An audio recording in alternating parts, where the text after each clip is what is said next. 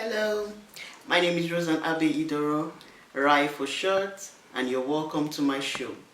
It's still the month of love, and if you weren't, you haven't watched the first episode, please you can watch it right here on the page. I'm on every Thursday by 8 p.m. Eastern European Time. So please do well to always join me. Please like, share, and comment. Let me know your thoughts on love. So today I want to ask a question again. Is love enough? Is love enough to sustain the relationship you are in right now? Is love enough to sustain any relationship at all? If you've had a breakup recently, or once have had a breakup in your life, why wasn't love enough? After all, you loved the person at that time. Well, I think love is not enough to hold a relationship. Love is not enough for a lifetime relationship.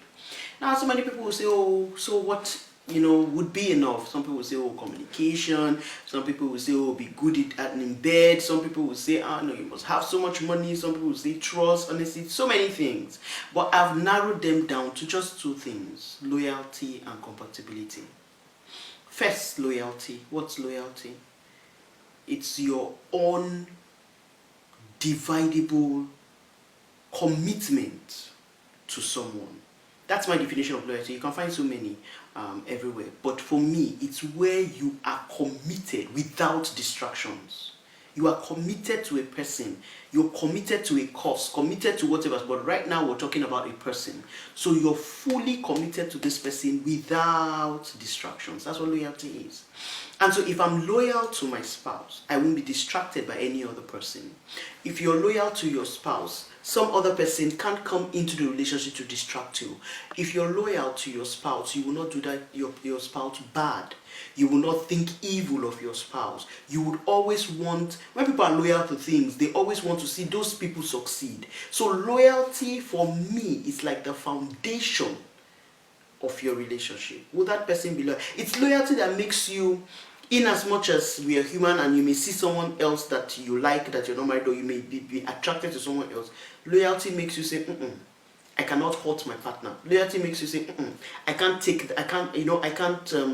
that. That will hurt my partner. That would make my partner feel bad. It's loyalty that makes you not cheat, in fact. It's loyalty that makes you not betray your partner. It's loyalty that makes you stay in the relationship with or without children. It's loyalty that makes you stick with your relationship, with your partner in your relationship through thick and thin.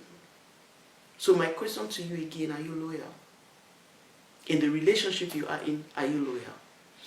The next building block, after the foundation, but you need a cornerstone, of course, in your building. Yes, so the next one is commitment. Sorry, not commitment, but commitment falls in line with loyalty.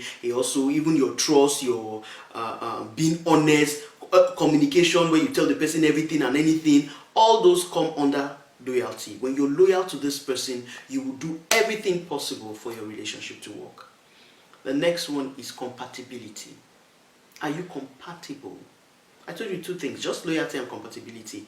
If you're loyal to someone and you guys are compatible, and then the love is like icing on the cake, there's no way your relationship won't stand the test of time. So what do I mean by compatibility? It's when both of you can exist together without conflict. Both of you, but you see, in reality, it's impossible to live with someone where you will not have a different opinion, a contrary opinion to that person. So what exactly do I mean by this compatibility? Is where I know that we may disagree, but our disagreement shouldn't cause a problem. Our disagreement shouldn't bring insult. We disagree to agree. We disagree because of course we are reasoning differently. I am from a different background, you're from a different background, but we must come to a consensus because we're loyal to each other and we know that we are on a journey. So even in our disagreement, we find a common ground. That's what compatibility means. It means I can live with you. I'm okay to spend the rest of my life with you. And it would be without stress. It would be without always fighting. It would be without always having conflict. Some people are always at loggerheads with their spouse. And I begin to wonder, why are you together in the first place? Every day you quarrel. Every day there's one domestic violence happening. Every day there's one issue happening. Why? It's because both partners are not compatible. Now, there are 5 types of compatibility I want to talk to you about. And of course, the last is always The main. So first we have physical compatibility. For me, it's not.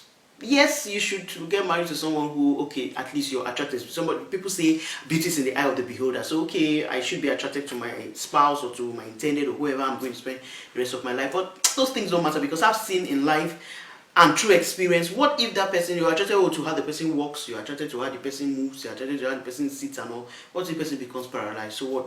Love dies, love fades. So for me, physical compatibility, yes, okay, you know, I like the way you look and all that. For some people who are more visual oriented, or they want their partner to look a certain way, it's okay. I'm not saying it's bad, but I feel it's a bit shallow. But it's okay if you know have you always want to be attracted by what you see, then it's fine.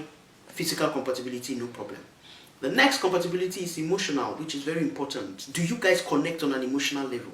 Okay, yes, you pass the test for physical compatibility. She looks cool, he looks cool, she looks beautiful. Alright, then what next? Emotionally, do you guys connect? Is there emotional compatibility? Are you guys on the same level as regards your emotion? Do you express your emotion the same way? Even if you don't, do you understand the way your spouse expresses his or her emotion? Emotional compatibility is something you shouldn't take for granted. How does the person react to issues? So how does the person, react when the person is angry? Does the person flare up? Is the person destructive in anger? Emotional compatibility, you must be sure that you can cope with the way the person reacts, or with the way the person shows emotion. You're okay with it. Some people go to the very extreme, some people become very silent, some people, it just depends. People are different because they have different temperaments. So emotional intelligence, do you guys have it? Are you compatible? And then there's another one that people take for granted, but I feel this is very, very important too. Intelligence compatibility. You ought to be on the same levels, or even if not the same level, but the gap shouldn't be too much on intelligence. Because how do you engage in a conversation? You're talking about something, maybe you're talking about, I don't know, different discussions, and the person can't comprehend. The person can't even understand what you're saying. You're moving, you're miles away in terms of intelligence. The person can't hold a reasonable conversation. It's a problem. And we ladies have seen some most guys complain, oh, why did you leave her? He said we couldn't connect on her intelligence. I'm talking about this and she doesn't even understand. You need to up your game, ladies. Please read about things. It's not just always about movies, Nigerian movies and stuff. Read about things or whatever. Anytime. Read about things, what's happening in the world, what's going on, whether but just know a little of everything somewhere, so you can hold a conversation with a gentleman, please. So on intelligence compatibility is very important, because if not, there will be zero communication in the home, because the person will be discussing things and you can't comprehend, you can't understand what people will be saying. You will be looking at each other, because not all day you'll be having sex. So what exactly would you guys be doing at home if you cannot communicate or relate, or have, say, this is not 19th century. This 21st century, people want to relate and want to connect on an intelligent level. The next is spiritual compatibility. Of course, you know that this one is very dear to my heart. Spiritual compatibility. What do you, are you spiritual? What do you count? What do you see? What do you think as spirituality? What is religion to you? Do you have a God you believe in, or are you don't? Whatever it is, you guys must be compatible on that. Or, okay, even if you're from different religions, there must be that compatibility. Okay, I understand that this is it and this is that. Okay, these are the boundaries here, these are the boundaries there. You must talk about it. You must be spiritually compatible. It will be a big error, and a dangerous one at that, when on the spiritual level you guys are not compatible. Someone is serving one other thing, another person is serving another thing, and this requires some religious practices. This requires, so how do you live in your house? The tension will be too much. You ought to be spiritually compatible. And of course, lastly, most important for me, is you must be compatible on a vision level. Vision compatibility. This our relationship. This our marriage. Where's the end point? Is it just to have kids all over the place and that's it? What's the end point? What do we seek to achieve? You must understand that in this case, everybody has their own, okay, let's say, so to say, vision, or where they see themselves 10 years, personal goals, personal aspirations, personal visions. I get that. But as a couple, as an intended couple, or as people who are already married, where is our vision? where are we going? For the family, where are we going? You guys need to be on the same page, and you need to understand your vision compatibility. Practical example, oh, in the next 10 years as a family, I see us living in the UK. Oh, in the next 10 years as a family, I see us staying in, moving over to Canada and doing ABC. In the next 10 years, I think we should have a foundation for BCD. So that helps the family, or helps both of you plan towards that. You know there's something you're looking for. It adds sparks to the relationship. There's something you're looking at. There's a goal. There's something to look forward to. So you must be compatible vision-wise. There are some people who don't want anything. They don't even want to have any investment. They don't want to. They just want to live one day at a time. And then you have so many dreams, so many aspirations, so many things you want to do. That will cause a problem. In fact, that is a recipe for disaster in your relationship. Please like, share, comment if you liked, if you enjoyed, or you got value from what I just said.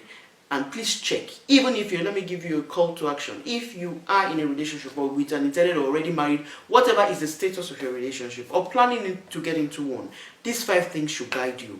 You should check your compatibility and how loyal this person is. There's a free ebook on my page. Please, it's on the pin. It's pinned on my page, where I talked about defining your relationship as you move into the new year. If you haven't read that, please read it, download it and read it, because it's very important for you going forward to sit down and take stock. These are part of the things to take stock. Has this person been loyal to me? Am I compatible with this person? See you next week by 8 p.m. Eastern European time on Thursday. Bye.